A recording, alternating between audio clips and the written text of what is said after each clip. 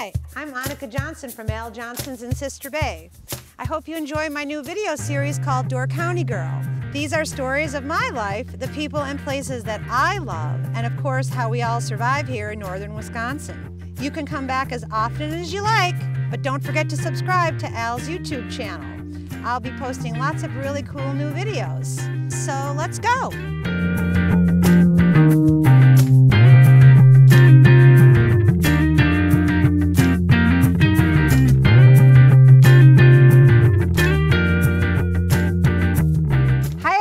Welcome to another episode of Door County Girl.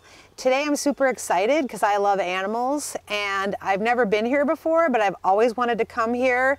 And I'm with Jillaine Seefeldt and we're at the sanctuary for birds up in near Jacksonport. I don't know, your address said Sturgeon Bay, but they're right by Jacksonport. Yep, and, on County Road I. Yeah, so I'm super excited to learn a little bit about this place. I've always thought about if I could get some free time, I wanted to be a volunteer here. So I still have to get that going. It's on my bucket list. Well, we'd love to have you. We're always looking for volunteers. Who isn't, right? Okay, well, I think we're going to start it out where Jillaine's told me a little bit before, but I think it's so interesting how they got here, like the history of how did you start this bird sanctuary? Okay. So we're Open Door Bird Sanctuary, and we're actually in our 12th year. It's hard for us to believe ourselves. We have a little over 33 acres here. And as I said, we're on County Road I, about a mile in from Highway 57, so not too far from Jacksonport. We actually purchased the property in 2010.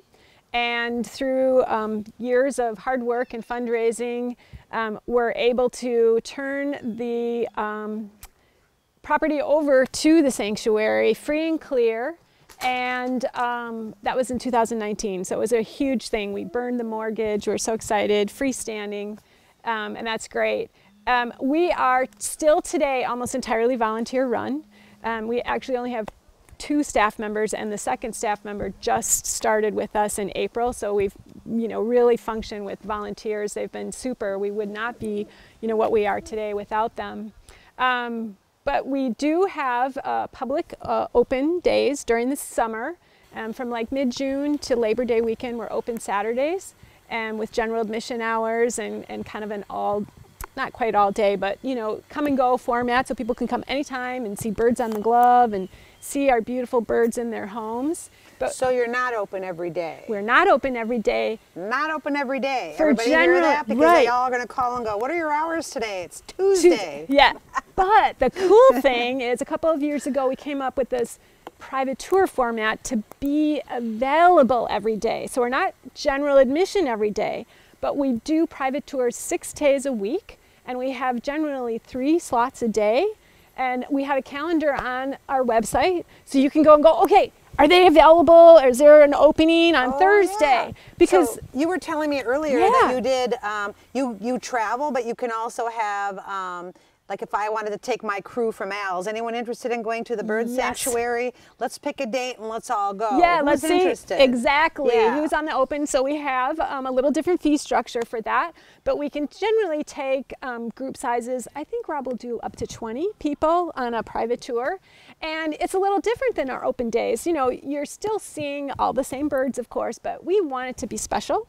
So we do some more behind the scenes things. People get to see, like, what is it like to feed a bird?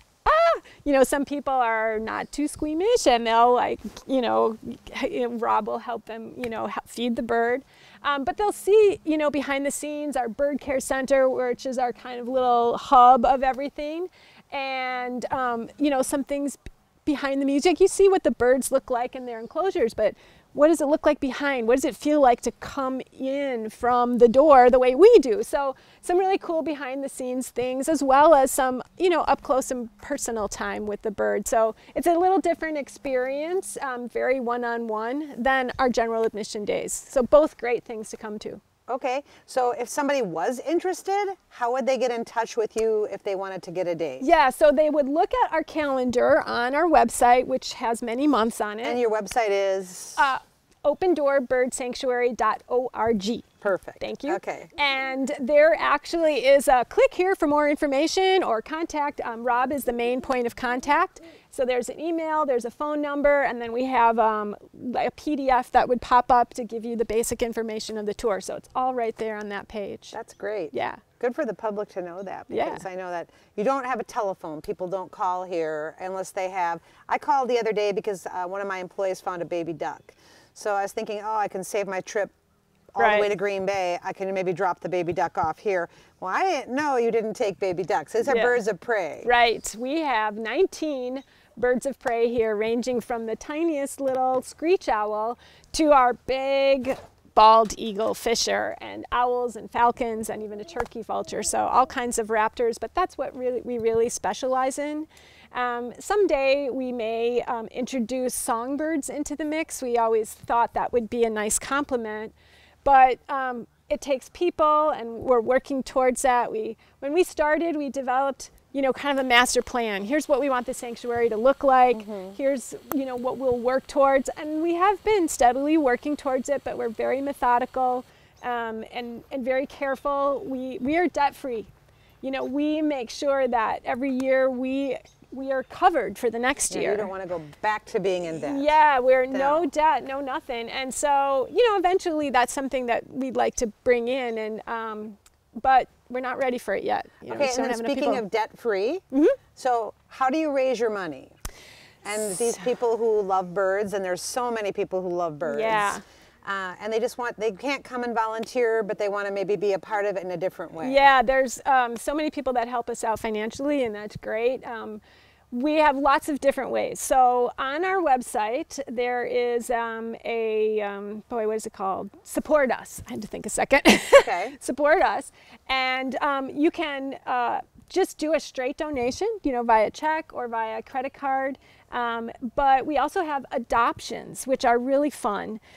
You can adopt any one of our birds, and we have different levels, and different levels will get you different perks, in terms of the bird. Yeah. And you can adopt a bird for a year and feel like, hey, I'm really supporting, Bill, who you can probably see, or hear behind us because our great horned owls are hooting, and feel like you are really contributing directly to that bird's health and well-being, because food is incredibly expensive. And that's really important, but also maintaining the sanctuary is maintaining their life. So our adoptions are also a great way to support. We also have really cool merchandise that we mostly have here at the sanctuary, so for when people comes through. But we have a fundraiser every year called the Hootenanny, and we're going into our 7th year, which is really exciting. I've never been to the Hootenanny. Yes, well, I want to just acknowledge right now the Hootenanny. We seek out business sponsorships to help us cover the expenses. And Al Johnson's has been spectacular in supporting us the last couple of years. This is so exciting to have Annika here. Birds. Yeah, to show her the sanctuary. My mom loves birds. So talk to me about the Hootenanny. But anyways, it's our biggest fundraiser of the year. Last year we raised a phenomenal $38,000. Wow. So it's a big, influx of support.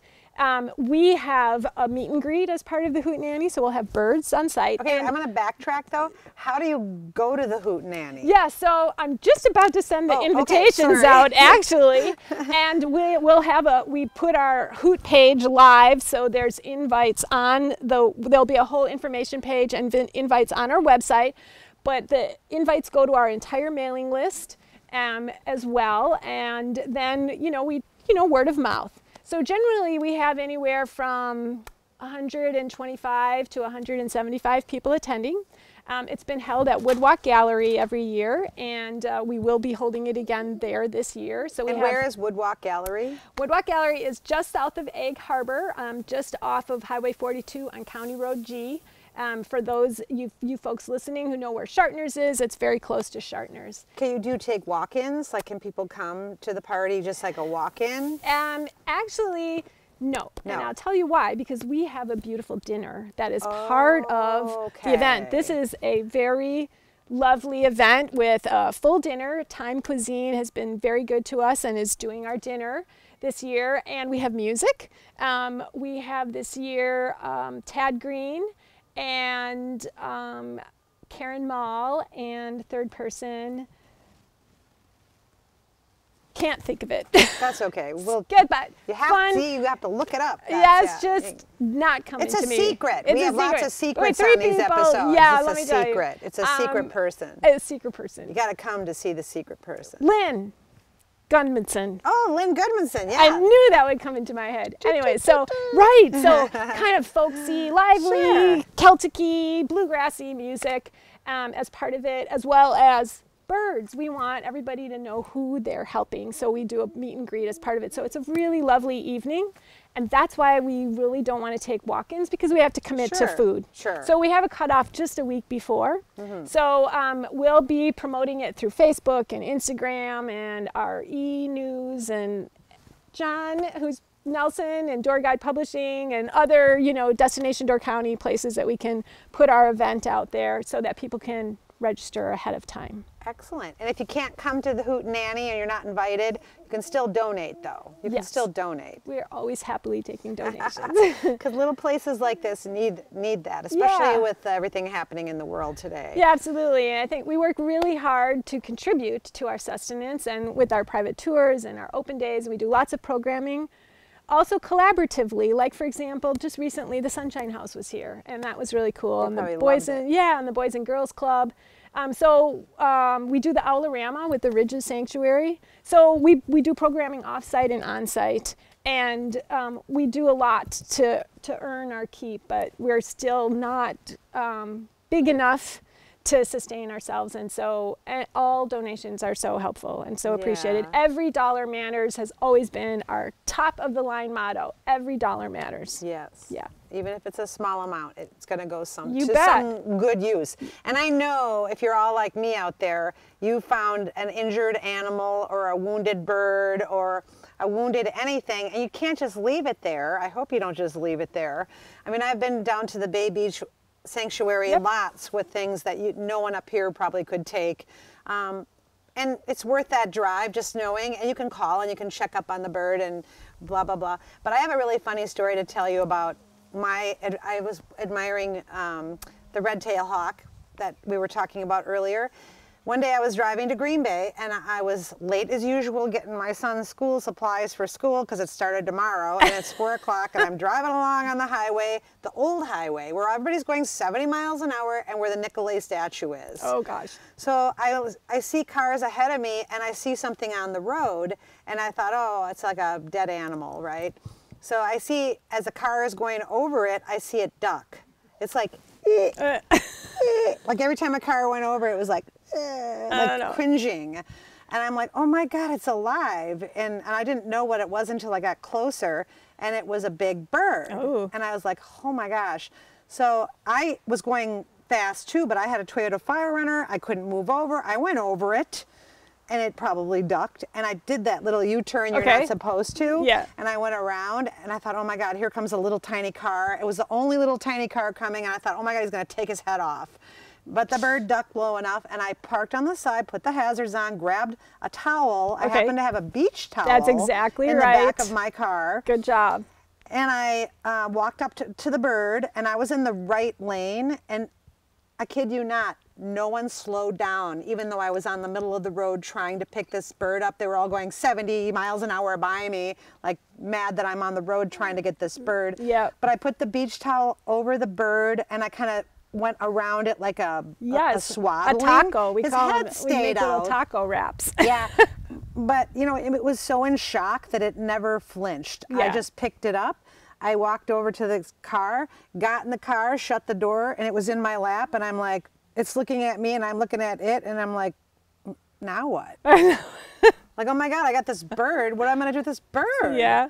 But this was a long time ago. I don't even know if you were here. And I thought, oh my God. And I don't know why I didn't think of Bay Beach. I just wasn't thinking. So I drove with this bird in my lap all the way to the Suamico Zoo. Oh, wow. And I'm carrying the bird into the zoo, and all these people are like, oh my God. And the bird's head's just sitting there blinking and blinking. I'm totally in shock. The bird was real comfortable in my lap though. Yeah. And they wouldn't take it. They said, oh, you got to go to Bay Beach. I'm like, could you just do me a favor and call them though? Because it's going to be closed. I need to drop this bird off, blah, blah, blah. So I drove over to Bay Beach. You fill out a form. Okay. I had named the bird like Edgar or something because I kept talking to it. I don't even remember the name. I think it was Edgar or something.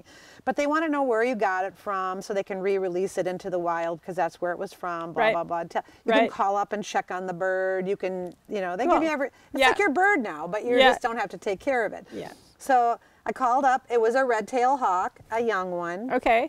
Pretty big though. Yeah. And they were kind of shocked that it didn't like claw and scratch me while I just think it was so in shock that it just was happy to be off the road. Right. So it was eating like a pig, and what happens with these juvenile red-tailed hawks, and they go down for the roadkill on the road, and they don't know what a car is, and usually they get hit by cars, and it's usually a wing injury or something. But this one just happened to have a small bruising and whatever. That's good. So it ate and ate and ate and ate, and then they just let it go back where it was again. So that was really happy about that. That was we have this little joke about the highway, the roadkill. We kind of call it the country buffet. Yeah. You know? Oh my God. Because you've got your turkey vultures doing the same thing, you know, roadkill, and if it's fresh, you know, it looks good to the birds of prey as well. And so, yeah, it's like the country buffet. Yes. And when I brought that little duck down just a couple weeks ago to the Bay Beach, a woman happened to be, I was leaving there, and a woman was crying and all distraught and thought I worked there, and she had hit a sandhill crane with her car. It flew right out. She hit it. But I was happy. I said, I'm so glad you picked it up. Even though you're distraught and you're upset and you're crying, at least it's not laying on the side of the road suffering. Yeah. You're actually bringing it someplace where it could be humanely put down, or they can rehabilitate it. Or they can rehab it, right. So I don't know what happened to the sandhill crane, but I mean, I had to leave at that point. But yeah, so I'm so glad that people are available to do these things. And you get updates, and it's always a good thing if it's something, you know, that you could have helped with. Well, and it's important to just mention that while we can offer advice, and Rob's gone out, and you'll meet Rob, to look at birds or to provide assistance, we are not rehabilitators. Again, that takes resources and people dedicated, and we just don't have that yet. But we would take an injured bird to Bay Beach or to another rehabber that we work with in Manitowoc for the rehabilitation process. So we field lots of calls, especially in the spring. I just found can you help me with, you know. But you know, when you say that, I called here too, and I didn't know you didn't take ducks. Hello. And they didn't answer the phone, but he called me right back. Yeah. All of a sudden my phone's ringing, and I wasn't going to answer it because I didn't recognize the number, but I answered it, and it was Rob. Yeah. And he told me, oh yeah, this is this, we don't take ducks. And right. So I learned just like a little bit real quickly. Right. We specialize in raptors, but he'll say, you know, he'll let you know, and he knows a lot about a lot of different kinds of birds, so he can give some advice, you know, or help you through something and direct you to, you know, if you can get the bird down there. Like if I could save myself a trip, he said, if it's a duck, you didn't hear it from me though. If you know anyone else who has ducks, the ducks could just go in with the ducks. But if it's a diving duck, of course, you know, that can't. But, you know. Yeah. But that was good tidbit. Yes. Because I knew just the person to call after that. I was like, I know there's the person. Yes, he's got lots of good tidbits. Yeah. Amazing amount of bird tidbits. Okay, so if somebody does have a bird that's wounded, so we're talking about that, should they not call here? You know, should they just directly go to Bay Beach in Green Bay? Sometimes just getting a little bit of information, they might see the bird, but they don't know how to handle it, or it might be a bigger bird and they're concerned about going up to that bird. And like I said, Rob has gone to folks' house when it's a bigger bird, particularly if it's a raptor, and he last year helped with an eagle that we got to our rehabilitator in Manitowoc. And then eventually we were able to release the bird collaboratively back on Washington Island. So that was an amazing story. It was so cool. But, you know, it's not to say don't call here, particularly if it's a raptor. But if you have something other than a raptor, a duck, a crane, a Bay Beach seagull. Animal Sanctuary, Wildlife Sanctuary in Green Bay. It's Yes. down by the Bay Beach amusement park area. You got They're it. phenomenal. They're open till 7:30 at night. Yeah. So like if you're in the afternoon, you can still make it if you get there. If you feel, you know, that bird can be helped, that's definitely the place to But take it. don't drop them off here. Don't drop them off here. We can't. Nope. No. Don't do what I was going to do. Especially not those kind of birds. Don't do what I was going to do, but knew I couldn't do it. Yeah.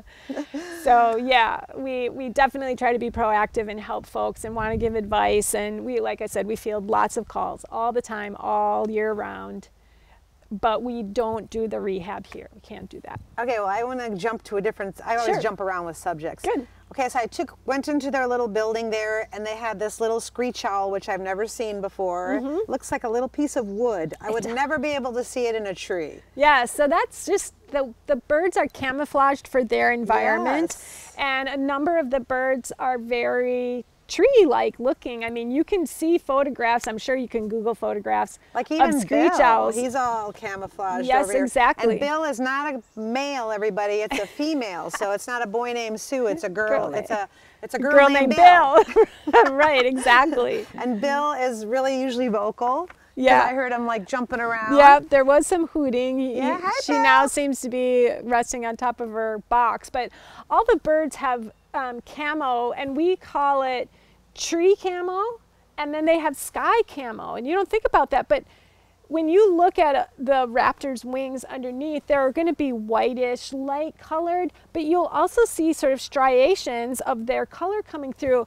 And it's like, well, think about a bird flying through some branches, and you have that white, and you have some branches when you look up at the sky. So birds really have tree camo, and they have sky camo. So Yeah, they they've can got the coolest they life. can be They get to camo. fly They and get do to all this. fly. I know. I want to come know. back as a big bird. I think that would be really cool I know. myself. I always thought that. And I love owls, and I'd never really seen owls growing up here. When I was little, I don't remember ever seeing an owl or hearing about an owl up here. Only owl I ever saw was at Aqualand, which doesn't exist anymore. No. And there was a big great horned owl that was in this small cage, and it was really upsetting. And now that I think about it, it was really tiny cage, and people would harass it, and it would just, I don't know, I just felt bad for it. Well, I'm happy to say that all the owls that we have here, with the exception of one that is not native to the United States at all, the rest of the owls are native, not only to Wisconsin, but to Door County. Which is weird, because I think there are more owls here now that I'm older than they were when I was younger. Yeah, that very well could be. I was driving one night home from Green Bay. It was Halloween. I had 3 little boys sleeping in the back seat. It was like 3 in the morning. Oh! Because we went to the Terror on the Fox. Okay. Of course, they all wanted to go watch the monsters on this train. So we're driving home, and I'm right in between Jacksonport and Bailey's Harbor, and all of a sudden, whoomp, something flew right into the grill of my car. And I was like, it's 3 in the morning and a bird just flew out and hit my car. How is that possible? Well, then I got home, and I didn't even think about it till the next morning. And I went to the front of my car, and I saw these 2 little feet sticking out. And I'm like, oh. So I pulled the feet, and out popped this itty bitty little saw-whet owl. Oh. And I didn't know it was a saw-whet owl, but weirdly, the Peninsula the magazine, I can't even, the one that's got the nice photos on the front came out, and it was about owls. And the cover was a saw-whet owl. So I, oh my gosh, that's the little owl that I pulled out of the grill. But it had a band. Oh, okay. So I didn't know what to do with it, so I saved it. I went and put it under, because I had to go to work, put it under a little thing of leaves, and I was going to show my brother later. Maybe we need to go online, look up the band. Sure. And I went back to go get it, and there were feathers everywhere, like something ate it. And it wasn't even like an hour or 2. Yeah. But I didn't know we had those, but now I hear them. They're little tiny, tiny little hoots all over, like little people talking. Yep. I can hear them. And the other thing was, my son and I were driving to, I live in Ellison Bay. We were going to go to the Pioneer store. We took the back road. There's a big old tree on the top of the Ellison Bay Hill, and it was fall. And I go, oh my God, there's a cat up in the tree. Oh, we got to call the fire department. And he's like, yeah, how'd the cat get up there? I go, but they never can get down, can they? We get closer, closer, closer, and it's not a cat. It's a great horned owl. It just looks like a cat with the big ears. And I had never seen one before. Right. And then a couple nights, we have our bedroom windows open, and I was told that in the fall, it's owl mating season. That's why they're flying into your grill of your car. They're not paying attention, like robins in the spring. Yeah, exactly. The owls in the fall get a little wacky. And so there were these two big great owls. I could hear them at night out where I live, one hooting way over there and one hooting way over there. And then they would just keep hunting the same field, answering to each other. And the other, I told you a couple of these, and I've had so many owl encounters now that I'm older, and not that I didn't pay attention when I was younger, I just didn't see them. I was walking my friend's dog at night, I had a headlamp on, and a barn owl kept swooping down on the dog and swooping down on the dog. And you say how rare it was. Yeah, very rare. Yeah, and the other rare one that I saw was one day Bo and I were driving home, and we live on a dead-end road, and there was a fence line, and right on top of the fence post was a great snowy owl. But I didn't see it. It was camouflage. There was a little bit of snow, and Bo right away said, "Oh my God, look at that." And I'm like, "What?" And he's like, "Look at that right there." Usually I'm the one pointing stuff out. Yeah, they're beautiful. And he's like, "Okay, Mom, you're weird. You're a nerd," or whatever. But he's like, right there on the fence post. And we stop, and there is this big snowy owl. So we take a couple pictures, and I go home. Bo's not interested. I go home, get a camera, come back, take some pictures. So this great snowy owl ended up staying on that corner for probably about 2 weeks. Yeah, that's not uncommon. The photographer in Sister Bay there, I can't think, right next to your office. The Frickmans? Yeah, the Frickman came, and he had a tripod, and he was taking pictures. I thought it was wounded, but it wasn't. It was like fattening up, because I think it was on a journey, and then it needed to stay and eat a little bit, and then go a little bit. Yep, they're resting. You know, it's a good layover spot. And I know this is a way off base, but someone told me that owls can be omens. Absolutely. And right after that all happened, my son got cancer and died. So I always thought back of all these weird owl incidences with my son. I felt like they were all little weird omens coming up to something. They said that they're like watchers. It's like something's going to happen. Not always bad. No, not always. Not always bad, but there's just something. So I always look back at that. Yes. That's my weird owl story. There's a lot of symbology with birds of prey in general, but also with owls. And cross-culturally, you'll see that. Native American, very strong, but you'll see it with the Celts, throughout Europe, the Aborigines, and so on. And the birds are... I know people believe what they believe, but whatever. Yeah. Jumping around another thing, I remember how excited National Geographic was when they saw that rare owl with the hawk owl. Yes. I think Rob got a chance to see the hawk owl. I didn't get to. Did it have a nest there? Is that why it was on that corner? Or was it just hanging out? No, and let's ask Rob that question, because he'll know exactly all about it. I remember when it was here, and I know he got to see it, but he'll be able to tell you a little bit more. When National Geographic gets involved, you know it's a big deal. Yeah, for sure. Yeah, it was pretty cool. It was pretty cool. You know, I think that Rob might have more birds for us to see. Let's go check them out. Let's go check out birds. We're going to go see more birds. Oh, this is one of our awesome red-tailed hawks that we have here at the sanctuary. His name is Buddy, and he is the oldest bird here at our sanctuary, 22 years old this year. And in the wild, these guys might live to be 13, 14, 15 years old, but with good human care, they'll live a lot longer than that. And Buddy is evidence of it. When with really good care, their lifespan can double. And so he might live well into his late 20s. So he's got a good long life with us here at the sanctuary yet. So Buddy came to us from a rehabilitator and educator down in central Illinois, and she thought it was time to decide to retire at the age of 93 last spring, and a number of her birds came here to live with us, and Buddy's one of them. Wisdom came to live here with us, and a couple of the other birds as well. And he, like all the rest of the birds at the sanctuary, has a disability that prevents him from surviving on his own in the wild. And that being the case, at a rehab center, that's who we work with, that's who places birds at our sanctuary. If a bird is deemed unreleasable after they've been rescued, they only have two choices, either euthanasia or finding a home like ours. So we tried, and all of the birds here at the sanctuary are all what we call education birds, meaning we handle them, we work with them, not just myself, but our amazing volunteer crew as well. And that's all of our raptor team members are all volunteers here at the sanctuary, and they're trained to clean up and care for these birds and help feed them, to handle them and introduce them to the public doing education programs, because that's part 2 of our mission here at Open Door Bird Sanctuary. Part 1 is giving a home to these amazing birds, and part 2 is doing environmental education. This is little Twig, and Twig is the smallest owl we have here at the sanctuary, and this is an eastern screech owl. And don't let the size fool you though, and the adorable factor fool you. He's busy looking at somebody behind him right now. I can't even get him to look over at you guys. So this is the smallest owl resident we have. He weighs in at a robust 4 ounces. And these eastern screech owls are the 3rd most common owl we have here in Door County. So they can be very regularly seen right here in the county. And it's our smallest owl resident here.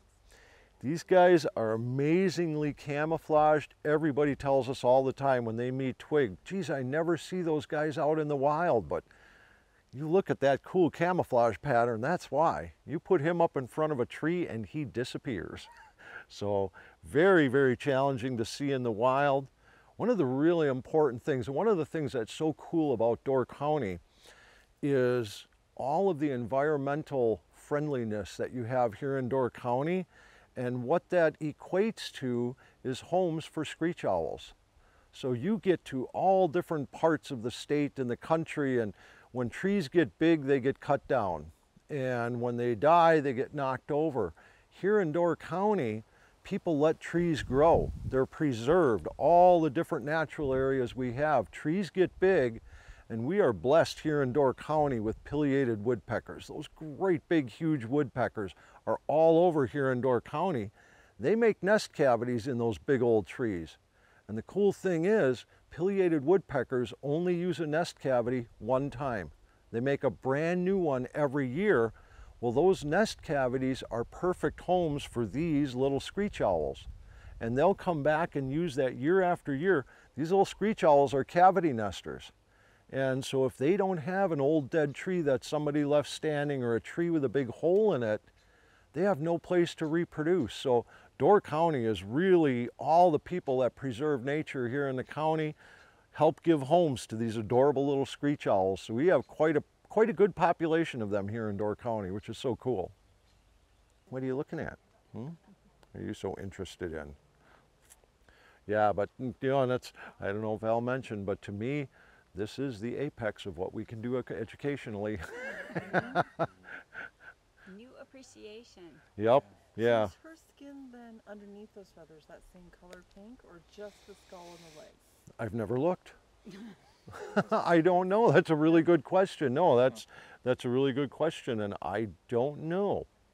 I know right now Ask for permission she has, Right. yeah, and she's the one bird that I can mess with quite a bit, because she and I are quite well bonded, and she understands, you know, what intimacy is, because living in a flock with other birds all the time, she would experience it. You know, the rest of the birds here, And that's what Val was saying. they're much more loners. social. Yeah, and these guys are social, so she knows, you know, I can preen her feathers, and she knows what that is. She'll preen my mustache. She'll, you know, just to make sure all the cooties are out of it, I right? imagine that was quite exciting the first time she did that. Right. I was on guard a little bit, Yeah, sure. I bet. Oh yeah, Just gonna because hold very still. that great big beak is sharp as razor blades. So, no, but like I said, these guys, they don't have a malicious bone in their body. They really don't. And they have no desire to hurt us or to do anything bad to us, which is a good thing. And how much does she weigh? She is right now, because Notice you she's every once in a she's not, oh yeah, well, and getting heavier by the moment. while. Yeah, I was gonna say, even No, a and pound gets heavy after a while. She's about 3¼ pounds or so. Wow. Yeah. Yep. So And still less than you might well, yeah, you look at, think. well, and what I always use as a relative sense, a gallon of milk is 8 pounds. Yeah. You know, and she's as big as a gallon of milk or bigger, and yet, yeah, she weighs just a little bit over 3 pounds. So, and giant wingspan. She's got 5.5, almost 6 foot wingspan, and just a mere 3 pounds. The feathers are just meticulous, the way they all just lay together. Mm-hmm. And that's something I always like to look at too. You want to get some sun? Here, you want some sunshine? There's the sun on you. But one of the things that I always look at too is when you see them all lined up and birds with patterns on them like radar has and things like that, you see one feather and you can't really imagine where it fits into the pattern. Until you have hundreds of them layered together, and all of a sudden you're like, oh, that's where the pattern comes from. Yeah. I thought sure you were going to want to sun yourself, little missy.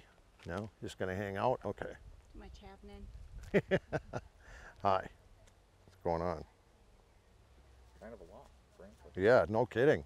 Hopping joint this morning.